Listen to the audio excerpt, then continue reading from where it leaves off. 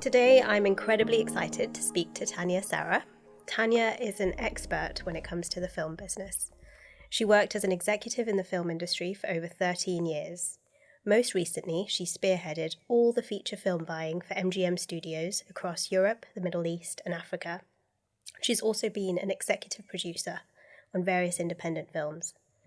In 2015, the Business of Film named her a top upcoming executive, and in 2014 she was named a future leader by Screen International. She's a member of the advisory board for the London Film Academy and has sat on various film festival panels as an industry expert. If that wasn't enough, in 2020, mid-pandemic, TANIA founded Hot Sauce, a boutique consulting firm specialising in production, executive production and creative direction for major film and television projects. Hot Sauce is TANIA's first entrepreneurial endeavour and, in her own words, her most rewarding work to date. Through Hot Sauce, TANIA democratises the film business for creatives. She leverages her extensive business experience as a film executive to provide creatives with access to information to which they would not otherwise be privy, empowering them and helping them achieve their goals. She is also a founding member of the Global Women in Film Club, a forum for women in the industry to watch films and exchange valuable perspectives and insights. That is how I first met TANIA. It was mid-pandemic, and I joined the Global Women in Film Club. TANIA used to moderate the sessions each week with real insight and panache. As one of the few members that had no experience of the industry at the time, you made cinema that I would never have otherwise seen accessible and memorable. I would not be exaggerating if I were to say that Film Club literally was the highlight of my life during the pandemic, and I'm sure that the others would also say the same. I hope you know that you created something magical which brought everyone joy during a really tricky time, and also, more importantly, brought us lasting friendships. So thank you for that, and thank you for being here today. Thank you. Wow, that's so sweet. I feel so humbled and also grateful of meeting you and how much, the film club brought me a lot of life during the pandemic too. That was an incredible experience, and it's been amazing how the community that we all created together, what has been like 4 or 5 years on, we're all still in touch, we all still help each other, and the sentiment of Film Club still sort of resonates and vibrates today. It's pretty cool. Tell me about your early life, TANIA. I want to know what little TANIA was like. What did she dream of? How did she see the world? Little TANIA, I was probably a little bit of a dreamer. I loved, some of my fondest memories of a child are curling up on an armchair and reading books. I used to love writing as a kid. My brother is he's incredibly artistic. I couldn't draw for the life of me. And so I was writing the stories and he was illustrating picture books. And it's really funny because I never dreamt of working in film. But so much of what I loved as a child is kind of what I'm doing today, which is pretty wild. I also really loved, and this is funny too, which I never thought about, I used to love playing school.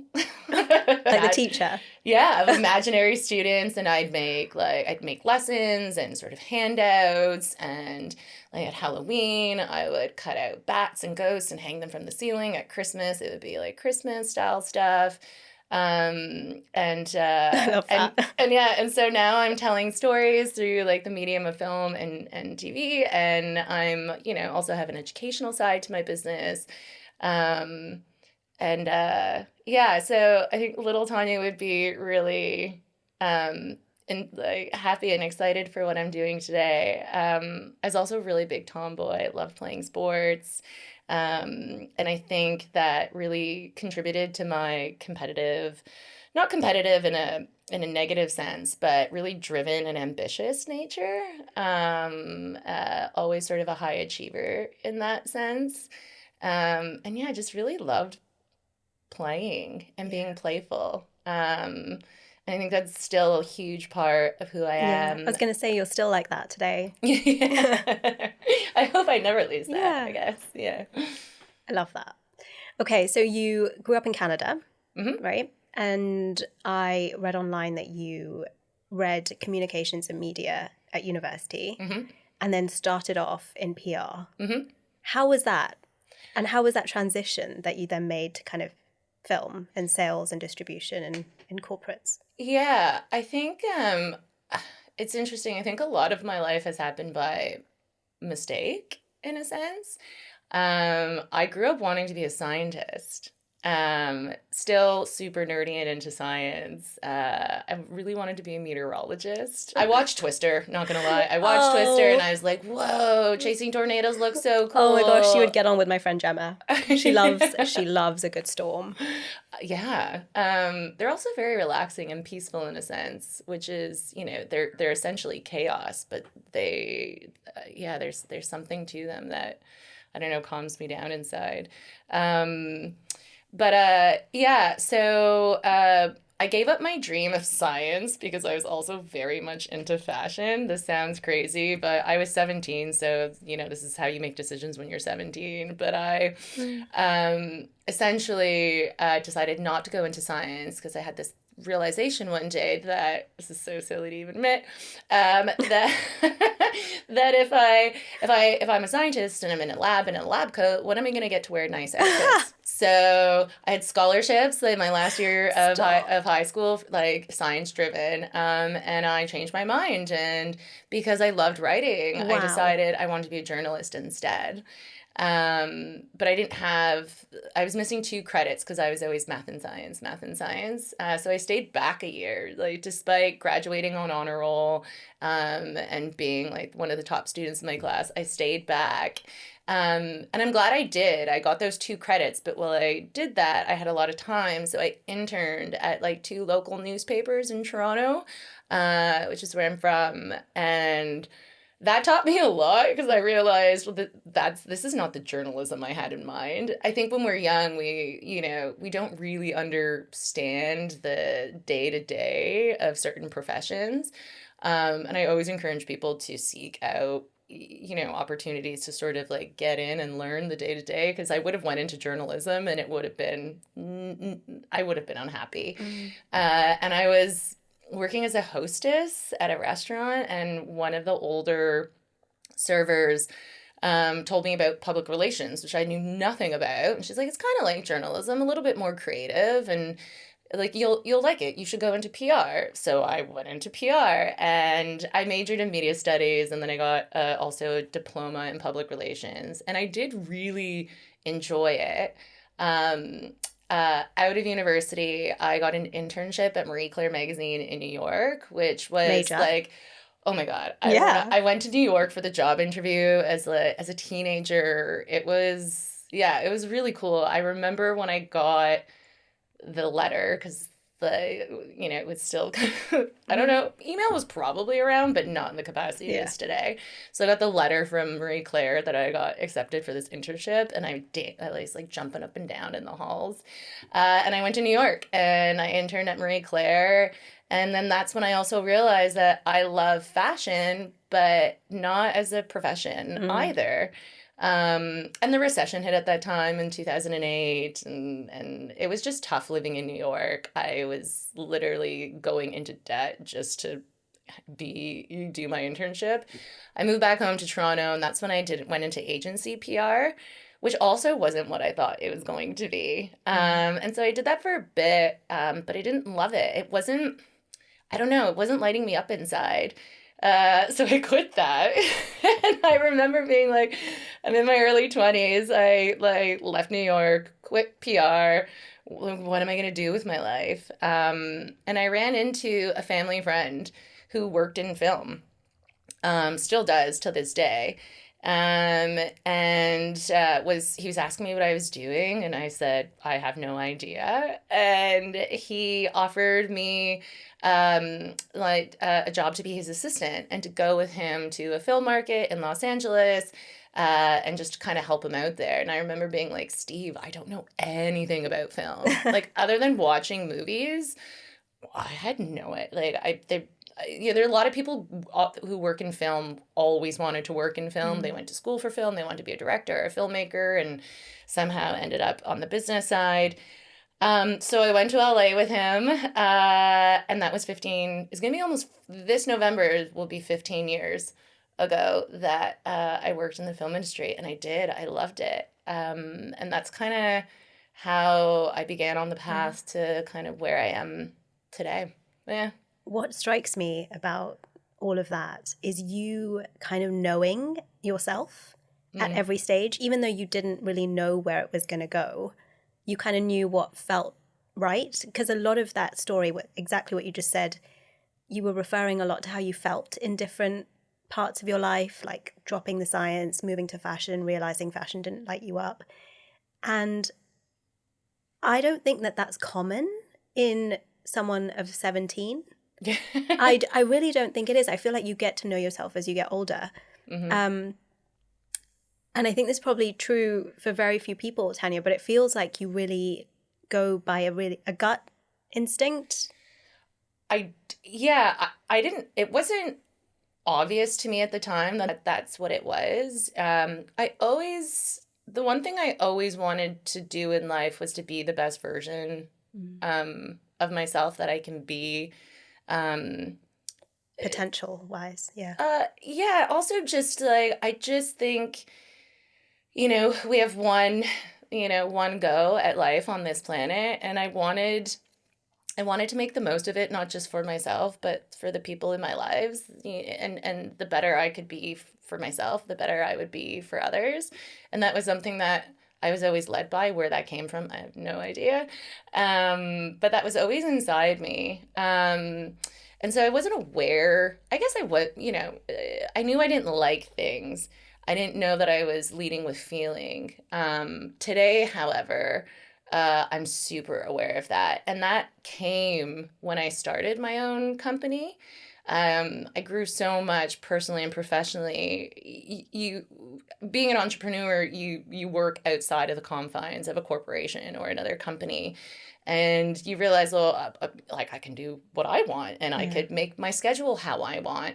And I started to tune into my body to see, when someone reaches out for a meeting, or when someone sends you an email, it's respond right away, or it's unprofessional if you don't say yes to a 7 a.m. call. And when I started my own business, it was like, oh, I don't have to be on the 7 a.m. call anymore. I don't have to respond right away.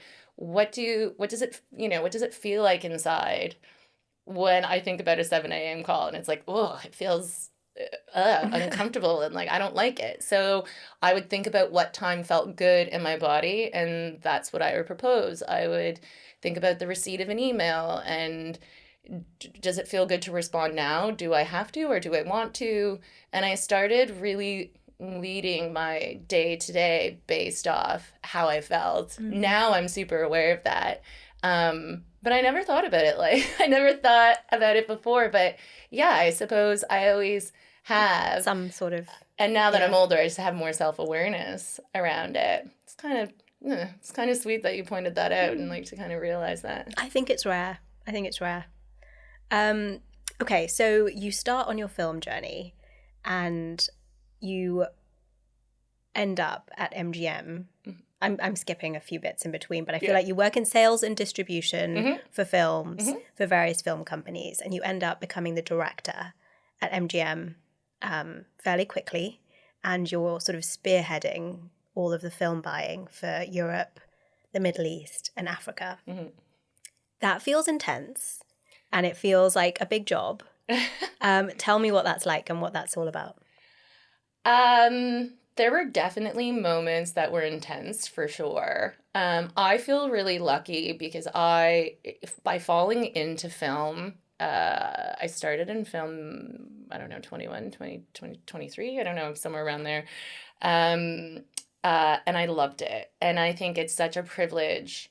And I'm aware of this, and I don't take it for granted, like literally for a second any day, how lucky I was to find a career that I loved, that I enjoyed, and that I felt fulfilled by. I think many people search their whole lives for that. So I'm just so grateful that was the case, and by chance, really. And so I think when you love something, even when it's incredibly difficult, passion is an incredible motivator. I always wanted to be a studio executive. Once I fell into film, this is the driven, ambitious part of me. I was like, I want to run a studio. And so that was kind of like, I had my eye on the prize in that sense. And I used to be one of those people that had, 1, 2, 5-year goals and was always checking in on them. And so when I, got the job at MGM, it was one of the best, happiest days of my life. I vividly remember when I got the call. I hadn't even got the official offer, signed the paperwork, but I went to the pub that evening, and I had a glass of champagne and just felt wow. And so I was always so conscious of how grateful I was to be at MGM. Working at a film studio or at an agency in film, it is a real cutthroat, tough environment. Kind of everything you hear about it in a sense is true. But I loved my job. And how do you navigate that environment and still love your job? Because I feel like it could really detract from the joy of it all, which is... There were definitely times it did. And when you're working at a studio on the distribution side, it's very business focused. There's a lot of it's process driven. Whereas in the independent space, it's a bit more sort of cowboys and Indians flying on the seat of your pants. And you're a lot more involved in the creative on the independent side. At the studio, it was very business driven. Although I was constantly reading script and analyzing creative content, it was very process driven. There were definitely weeks where I don't want to say I wasn't, excited about my job, but there were definitely weeks where things were harder. And I think that's when I know this sounds crazy, but yeah, I became a studio executive in my early 30s, and which is wild. But it taught me that, in life, not every day is going to be the same. Life is hard. Work can be incredibly hard. It has its ebbs and flows. And that's just a reality. And the more you try and fight against that, the more it creates an inner conflict. And so, yeah, it was a really hard job at times. And it's easy to sort of look back now. Long hours, work consumed my life. I sacrificed a lot of personal relationships for it, but I wanted to be ahead of a studio. And so those sacrifices felt worth it. Yeah. And they were worth it. Yeah. But a good support network really helps.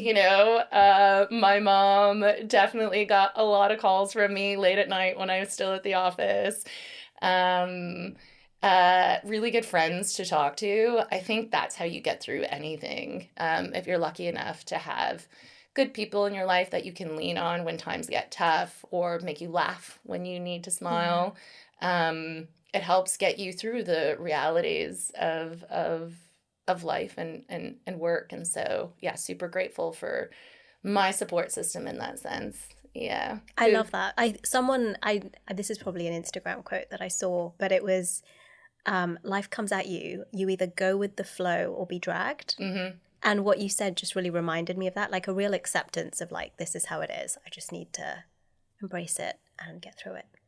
My grandfather, I'm super close to my grandfather, and obviously he's quite wise. He's lived a long time. He's in his 80s. And, he always told me, there's two things he always told me. He said, Tanya, there's times to work and there's times to have fun. Mm-hmm. Make sure when it's time to work, you work. And when it's time to have fun, you have fun. And then the second thing, and I live my life by that. And the second thing that he told me was that, life is always going to happen to you. You have a choice on how you see it. Mm. So you can either let it bring you down, or you can see it for what it is, and take a positive attitude towards it, and know it's not going to last forever. That the hard time you will get through it. And I think yeah, attitude is so important in life and in work, for sure. It's a good Instagram quote. Love it. Full of Instagram quotes. I know. It is the best for that. Okay, so the way I understand what you were doing at MGM as a layperson, and obviously correct me if I'm wrong, so you're basically across all of the projects in the market in the EMEA region, and you are essentially matching up projects with MGM partners in the regions to suit their markets. Is that right? Correct? Kind of, yeah. So it's when you work in distribution as a buyer and acquisitions, you're you're on top of all the projects in the marketplace, not just ones coming out of sort of the territories that I oversaw. And you're evaluating them from a creative perspective. So is this a good story? And then the next level is, where will this story resonate and for what breadth of audience? And then the next is, how does it fit into my territories that I specifically oversee, and how will it resonate with my partners and their audience in their countries? And then it's a business, right? So it's, how much is this film? How much is it going to take to get made? What will it realistically make? So you make forecasts and predictions based on sort of research and past precedent. And if all those factors sort of line up, then you pursue a project. And there's different reasons why you buy and you take stuff on too. Sometimes it is simply a profit margin thing. It still needs to have an audience and be acceptable to your partners. You're not wrong. In sort of how it works. And there's, different partners and, your colleagues in different territories who might want to buy something because it's suitable for their region. And they're like, hey, check this out. What do you think? It would be a lot more attractive to the producer, whoever owns the films, if we come in with multi-territories, what can you bring from your territory? So sometimes you're also getting stuff from your colleagues internally, and always looking to complement a slate and balance out sort of what the studio is making, and you want to either add to that or bring counter programming so that your slate is diverse. There's sort of a lot. I love it. Yeah, I mean, what strikes me about that is just the sheer insight you probably have cultivated on the kinds of stories that work in different markets, what audiences like, the cultures in different regions, and, what's a red line, what would be sensitive. And now, as part of Hot Sauce, you're literally using all of that knowledge to kind of help people bring their ideas to life.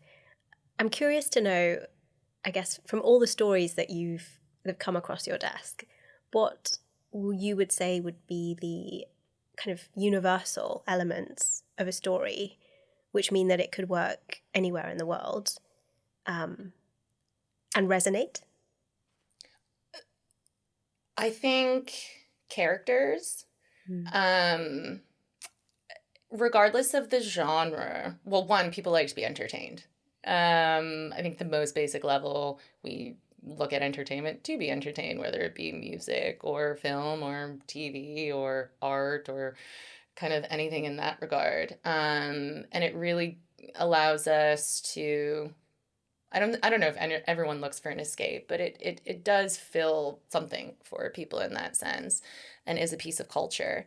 But I think getting down to sort of the bones of it, you can take something like a Jack Reacher, or you could do something sort of like a Mayor of Easttown. And at the heart of that are compelling characters that people want to spend time with. And I think that is really the crux of it. I think we're all interested in other people's lives and seeing ourselves in them, even though we're, I'm not as badass. Sorry, can I say ass? Yes. As like a Jack whatever you want. Reacher, and I'm not as like I don't have the life that Kate Winslet had in Mayor of Easttown. I don't know why I thought of those two examples. They're just kind of really they're different from a genre perspective. But they have their own relationships, their own personal struggles. So outside of the main storyline, I think we're all really interested in characters at the end of the day. And that is the thread through all storytelling that really, I think, draws people into something, and whether or not we relate to them. I have this theory that so I don't know if you do this, and this is going to be really embarrassing if no one does this. But like when you're in the back of a taxi, I don't know, it's raining, I literally sometimes pretend I'm in a movie and I am the main character. And so I'll draw on elements. If I'm watching a show at that moment, I'll be like, literally pretend I am that person. I love that. I've definitely been walking down the street at times in my life where I've felt like the main character, amazing main character energy. Yeah, in a film. I thought you were gonna say you are in a taxi cab and you're, or the driver or an Uber or whatever it is, and you try and think about their life and their life story. No, much more selfish than that. Have you ever done the thing where you're like in a restaurant and it's like, so what do you think? First date? Married for a really long time? Yes, I do that. People watching, and then like trying to scope out what the relationship is and what their stories are and just kind of make it up. I think we're all just like, I think there's a innate like fascination with other people's lives, because it allows us to understand ours better. I think there's solace in knowing that you're not alone. Yeah. You tap into the humanity of it all. Yeah. So storytelling in any capacity and characters in that sense are a way that I think we learn to understand ourselves. Love that. So what made you, so you're at the top of your game at MGM and you're loving it. What made you want to sort of make a change and I didn't want to make a change, but then the pandemic hit. Yes. So I was living in London for nearly 10 years, and the pandemic hit. I went home to Toronto. It was I think we sometimes forget how at the beginning of the pandemic, how terrifying, there's so much unknown and uncertainty. Yeah. And I just thought, well, if this is all going on, I should probably be home with my family. And so I went back home to Toronto, thinking, I think like we all did, well, this will play itself out quickly, just kind of hunker down, hold tight. In a few weeks, life will blow over. Yeah. Life will be back to normal and we can resume our lives. And that obviously didn't happen. And the film industry was hit incredibly hard by the pandemic, and distribution, especially, there was no distribution. I mean, of course, SVOD and SVOD just kind of exploded. That means nothing to me. So SVOD, like Netflix is a SVOD platform, Amazon streaming, essentially. Sorry, I should say streaming.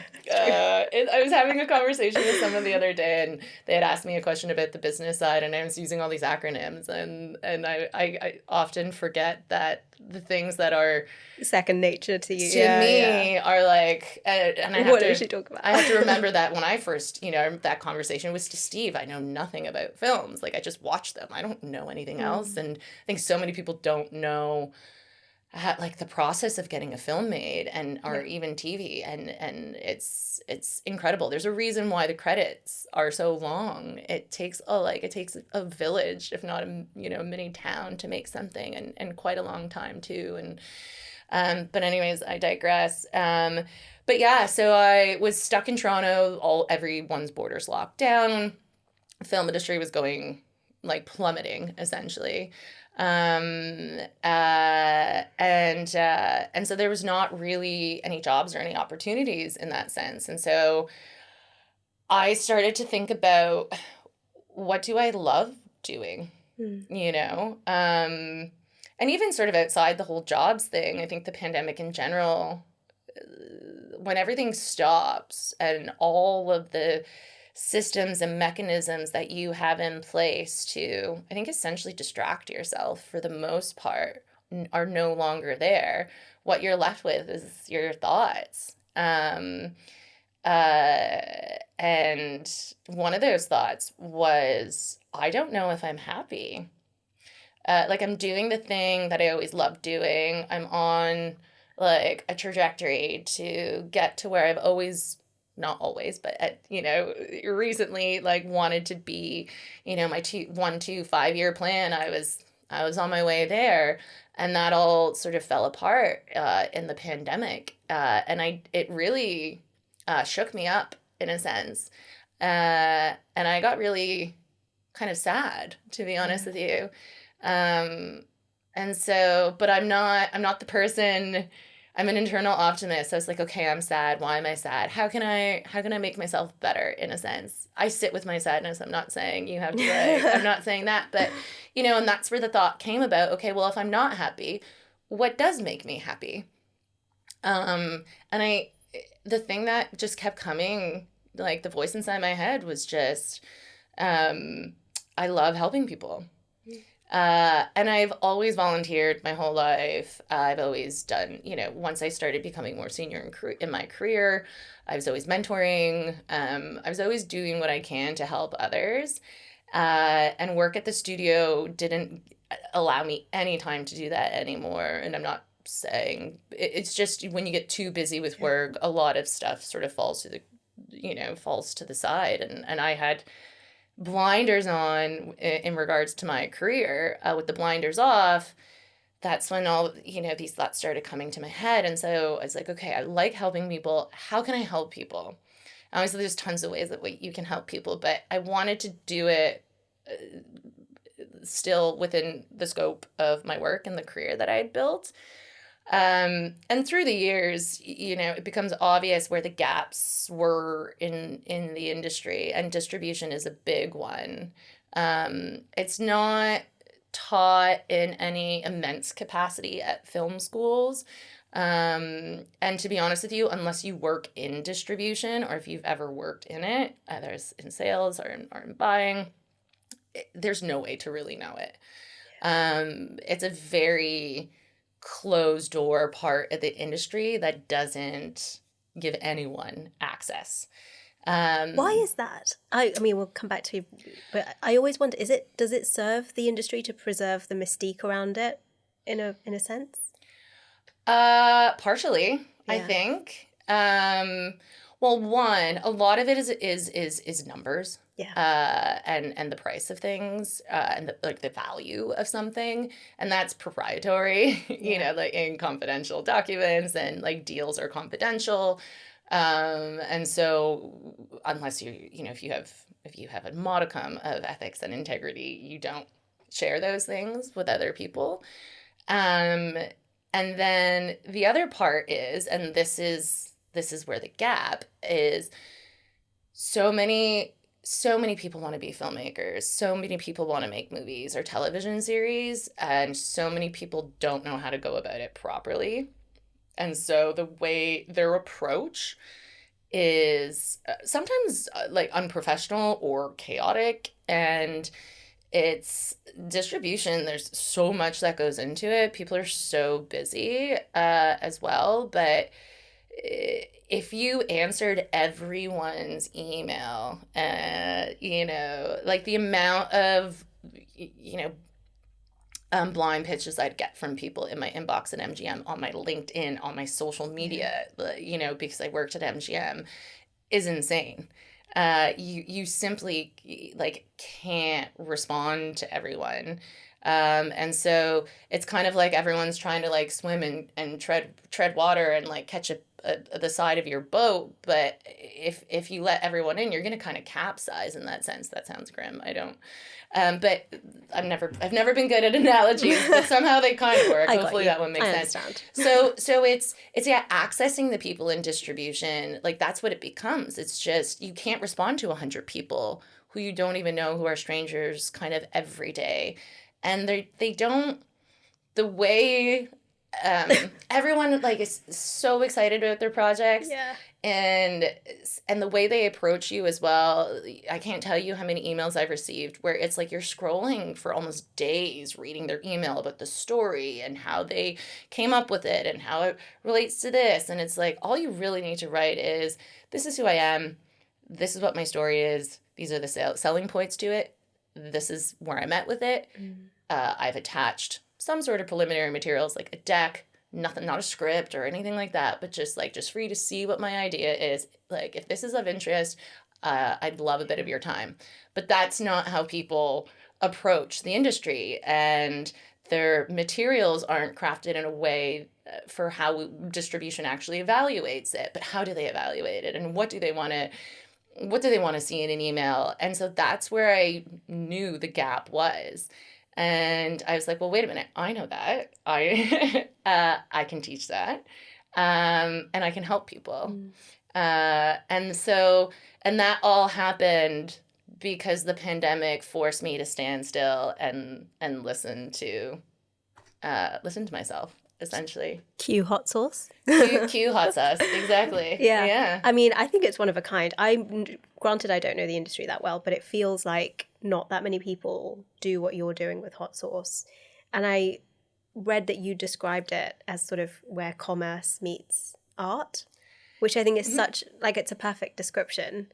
So you had the idea for hot sauce, I imagine, during the pandemic, and you're like, I need to make this more accessible. I can do this. I want to set this up. How quickly did you sort of act upon it? Or is it something that you had in the back of your mind? Because I know it can be quite daunting to launch something, especially mid-pandemic. Yeah, I was terrified to launch it, but that, I don't know what the process was. I can't remember how long the process was, but I didn't sort of, once something gets into my head, it's like, I'm like, all right, I'm doing this. I am, however, an overthinker. So I don't act immediately. I really sit and take time with something. But once I know that that's the thing I want to do, then it's like, good luck trying to stop this train, like, I'm going for it. And so it took a while to know that that's what I wanted to do. I researched the market. I really approached it like a business. I used the film club and the whole network to sort of survey, because there's so many producers, writers, actors, directors, other execs in this film club. And so I knew what the market needed, but I did test the market. So I developed a survey. I was thoughtful about what those questions were, and about what they needed and what would be most helpful to them to validate my idea. And then I was like, okay, so this product or service is needed. This is how it would be most helpful. How do I want to kind of get it out there? And what do I want my brand to be? And so the brand process took a while too. I knew immediately that I wanted it to be accessible. The film industry, film and TV is like so closed off, as I said. It's very cutthroat. And people can be a little mean sometimes or harsh. It's happened to me and I work in it, and I didn't want anyone to have that experience. And so I was like, okay, I want it to be friendly. I want it to be approachable. And I want people to get to know me before they even meet me. And so I'm probably the least corporate studio executive that ever existed. You can tell by the way I talk. I'm just like, it's just who I am. I think it's the best part about you. Never change. Thank you. And so I wanted my brand to be that. And that's kind of where the name Hot Sauce came from. And a Beyonce song. It came from a Beyonce song. So I was like thinking, I don't even remember what the other names were, but I remember listening to, I think it's from her Formation album. There's a line in the song where I got hot sauce in my bag, swag. And I heard that, and there was just something about hot sauce that stuck with me, and it just felt from like I'm a media studies, like sociology major, but from a semiotic perspective, it's like when you hear hot sauce, you don't think, oh, she's a dick, or she's a hard ass, or she's a studio executive, or she's inaccessible. There's something playful and cheeky and fun about it. And it's like, that's exactly how I want people to feel when they can, like, when they think of me and my company. And so like that process, and then it was like, okay, what font, what colors, what this, what that, and then I had to build the website, and I had to write all the copy, which is very accessible, by the way. Thank you. I read it and I was like, well, I fully understand what she's talking about, having had no idea about anything film related. Well, that's good. It took a couple iterations. Like, I didn't work in silo. I relied on friends of mine, and when I had sort of my first draft done, I sent it out to a few people. And some of them at first came back and were like, it's not clear what it is that you do. So it grew over time, and I didn't get it right straight off the bat. But by the time I launched, I had kind of tested it with enough people in order to elicit kind of that reaction. And it does what it says on the tin. Like, you really go the extra mile to make things accessible. You offer a 45-minute free consultation. There are so many things that Hot Sauce offers people. Do you want to tell the people what you give them, Tania? Yeah, I just think people have always... There's been some really mean people to me in my life, but I remember them less than the people who have been really gracious to me. And throughout my career in film specifically, there's so many people that I could name who offered me their time to give me a piece of advice in a moment, to help me work through something, whatever it is. And I'm so grateful for that. That was so helpful to me in so many different ways at so many different moments. I wanted to give that to people. And so, yeah, anyone can go on my website. There's a contact form. You want a 45-minute consultation. And to be honest with you, it's usually more than 45 minutes. And it's like, where are you with your project or your idea, and how can I help? And I believe to me, I've done a good job. Like, if someone hires me, if they never have to hire me again. And I understand that's like probably not like a growth mindset, but truly in everything I do, even if I'm working on someone's project for them, I don't create artwork in a bubble. I explain everything to them so they understand the methodology behind it, so that they feel more confident in the future, when they're by themselves, or they're doing something on their own, or they're pursuing their next project. I think there's so much power in education and knowledge, in how it builds confidence in someone.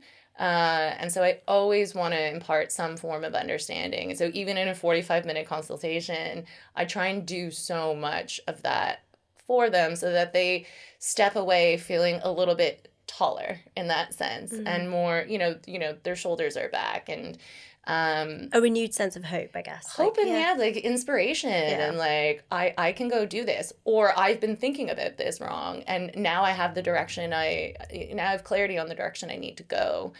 What are some of the most like rewarding stories that have come out of the work you do on Hot Sauce? There was a mentorship program I ran that included some group workshops, including some one-on-one coaching, and then a matchmaking component. So I believe this mentorship mission was centered around the Berlin Film Festival. And so at Berlin, each participant in the mentorship program, I paired them up with a certain amount of people in the industry who would be beneficial, or could potentially become a partner in whatever capacity to take their project to the next step. And it's not always distribution or finance. Sometimes you need a bigger hand to bring more credibility to your project in order to unlock financing and distribution. And so, or it's, you should really be in touch with other development programs, or you should meet some festival programmers. It's all different. It depends on what people need at that point. But so I did this mentorship program and ran it, and matchmaking and all that sort of stuff. And then I saw that one of the producers at the Cannes Film Festival, and so many, the sort of consistent thread that I find in people, and I don't think this is unique to sort of the film or TV industries, is their level of confidence. And just being terrified to even send an email out, and that fear or that lack of confidence stopping them from even getting started in the first place. Not knowing what to say in the room or in the meeting, afraid to look silly or stupid or dumb, or, and we all have these fears. I think I definitely have these fears too. And there's, one particular producer in this program I was just speaking about who very much admitted that as well. And a lot of my mentorship and a lot of when I'm working with people, even on projects, it's really kind of like you're a bit of their, I don't want to say a therapist because I'm not qualified to do that, but it's about helping people build their own inner coaching authority. It's a lot of coaching in that sense. Yeah. Personal and professional. And I saw this producer at the Cannes Film Festival. So Berlin is in February. I saw him at the Cannes Film Festival that year in May at an event that we were both at. And he came up to me and he's like, Tania, that project we worked together on in the mentorship program, it got green light. And I was like, oh my God, that's amazing. He's like, yeah, one of the people that you put me in touch with, they really liked it, who then passed it on to someone that they knew. And now we're going to make this. He had never produced anything before in his life. So this is the first thing he's ever going to be making. And he was like, it's like, you gave me the confidence to walk into that meeting. I knew exactly what to say. I knew how they would perceive what I was saying. I knew what they wanted to hear and what they needed to hear. You helped me shape the materials in a way that would be compelling. And he's like, he's like, I'm so grateful. I don't know how to thank you. And that just meant so much to me to know that it wasn't that his project even got greenlit, but I saw a change in his eyes and in how he felt about himself. And I don't know, I'm going to get teary, but that is so rewarding and fulfilling. It's why I loved what I did before when I was working as studio executive, but what I'm doing now and seeing that in a person and that and I don't even feel like I have the right to say that, I was a part of that in a sense, but being able to help someone feel that way about themselves is I don't even, fulfilling and rewarding is doesn't even come close to how it makes me feel. So yeah, it's pretty cool. I think that's wonderful. Yeah. Congratulations. Thank you. Yeah. Oh, it's been a journey. It's been a journey. I know I expressed it too, but I think it's easy to look at people. I'm not successful, but I too, have imposter syndrome and do the compare and despair. There's people way more successful than me. I'm not Jeff Bezos or all these sorts of things. I don't even know if I'd want to be Jeff Bezos, to be honest with you. No. But there's, I don't want to, I did not have an easy road. My childhood was difficult for many reasons from a family perspective. I struggled with body image and self-esteem, when I was a young girl, and then as a teenager. I got put down a lot in the film industry, because I was a woman. I was in certain doors and rooms didn't open for me or closed for me because of certain reasons. I think the biggest thing is I give so much credit to my support network for being my biggest cheerleaders and constantly lifting me up when I was down. But I think the biggest thing is to just keep putting one foot in front of the other, you know, because it's so easy at so many intersections in life, because life is hard and it does get hard, kind of to keep moving forward. And I'm glad I always did, because, you know, kind of what I'm doing now does bring me like so much gratification. And I'm even at a point right now, you know, 2 of my films didn't get into sort of, you know, a couple major fall festivals that I was really hoping for. And it's really disappointing. And it's like, oh, pick yourself up, keep putting one foot in front of the other. That's just kind of what I keep telling myself. Like, just put one foot in front of it. Like, just keep going. And I'm glad I'm glad I did. And I mean, I want to know what's in store for Hot Sauce next. I know that you're launching Source Studios, or have launched, and you're producing a film. Sorry, I said that wrong. You're producing a film. Yeah, I mean, it's funny because I've been a part of making movies for, you know, well over a decade, but I've never produced a film myself. There's different ways I've worked on them. Yeah, when I started Hot Sauce, I didn't really know what I was creating. I knew I wanted to help people, and I knew I wanted to provide an educational element. And, you know, going back to me, like the 1-2-5-year plan, the one thing I did with Hot Sauce going in was I gave myself permission to not control it. Because I think when you're making a plan, you're trying to control your life in a sense. And I think that's a little bit of a fallacy. I think there's certain things we can control, absolutely. We can definitely control ourselves and our reaction to things, and that, you know, and so on and so forth. But there's so much we can't. And I just gave myself permission to let go when it came to Hot Sauce. And I knew whatever I thought it was going to be wasn't what it was going to be. Like that feeling we talk about, I just had that feeling. And so I was like, you're not steering this ship. And just wherever the wind is going to blow, Hot Sauce, go with it. Even if it's not a direction that you even want to go, trust that that's where you should be going with it. And it provided so much freedom, inside and in my head.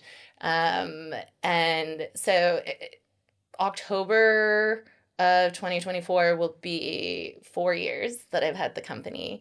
And now it kind of knows what it is a little bit, but I'm still of the mindset of this is what it is now, and it can always change.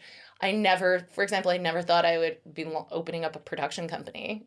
That's like wild, which I did this year. Is there anything you can't do? There are a lot of things I can't do, for sure. There's a lot of things I can't do. But yeah, so now, you know, the educational element is still there. So I'm still doing mentorship programs and development programs for production, like film commissions and producing bodies around the world. But I'm also create industry programming at film festivals and business development for film commissions in Canada to draw more projects up and create opportunities and jobs like for the Canadian industry. And then I do have the other side, which was so consulting focused. So people would hire me to come on their film or TV project to run an element of it and do a lot of what I did at the studio. But increasingly, I'm just more and more embedded in projects. And now I'm taking on projects and spearheading them myself. And that's where kind of Sauce Studios came about this year. Someone who I met in a development program I ran and helped them develop this project. 2 years later, came back to me and asked if I would executive produce it. I did more than executive producing, so they're like, you should be a producer on this. And yeah, so I accidentally produced my first movie this year, which is wild. And can you tell us what it's about a little bit? I don't know if you're allowed. Or give us a comp. Well, it's so there's 2 types of films that I love. This film falls in sort of to the first one. So it's an elevated genre film, an atmospheric thriller. What is a comp? Kind of like The Witch, if you ever watched The Witch or The Lighthouse. So it definitely falls into a bit of an art house realm, which I personally love. Art house. Super tough for the market and for audiences, but man, when it hits, creatively, it hits, right? it's just, it's the storytelling, it's the deep, like really impactful storytelling that I love, as in like it makes you feel something, it makes you feel anxious, or it makes you feel even like terror or anxiety, but not because something's like throwing at you at the screen. It gives you a feeling. And I think the most powerful storytelling in any medium makes you feel something. I also really love, a really good rom-com that doesn't make me feel much. Yeah, love. Other than like, that's so romantic. So it falls into that. And so even at the core of SAW Studios, which I haven't like officially launched, but it's launching. I'm, in the logo, basically kind of in the same phase I was before hot sauce of like the branding side and all of that. But what I have settled on there is so much a part of there's half of my film slate, which is working with emerging talent, first-time directors or filmmakers, or even new writers, even if they've made a few films, but really working with emerging talent and providing them access to a network experience and advice that they wouldn't have, so that their films can go further. That's the core of what Hot Sauce is, and I'll always want to be a part of those films. And then I have a broader slate with bigger commercial films, like $15 to $40 million, that are that, just the other side, because I also love those too. So it's cool. It's been a really exciting year. And I'm just going to keep putting one foot in front of the other. Amazing. If you could talk to 18-year-old Tania now and tell her something that you know now, what would you say? I feel like everyone's response is going to be okay. Yeah, but it really is going to be okay. I was like, can my 6-year-old self come and tell like 38-year-old me that now too? I wish. I'm still working on this, but trust yourself. I think it's just trust yourself, to be honest with you. I don't know. There'd be so many things. So many things I could sit and have with my 18-year-old self. I think I'd also, I think trust yourself is sort of the biggest. It's kind of the most all-encompassing thing. And I think the other thing too is and I'm still working on this, is like, don't rely so much on external validation. Yeah. Don't care so much what other people think, which kind of is really trust yourself, isn't it? It's so hard. I think we all need a little bit of external validation, but I place so much emphasis of my own value on that at times, that a lotot of my pain, I think, came from that too. Yeah. The people pleasing of it all. Still working on that. Me too. Oh, Tania, I loved this conversation. So did I. I love this conversation. Great.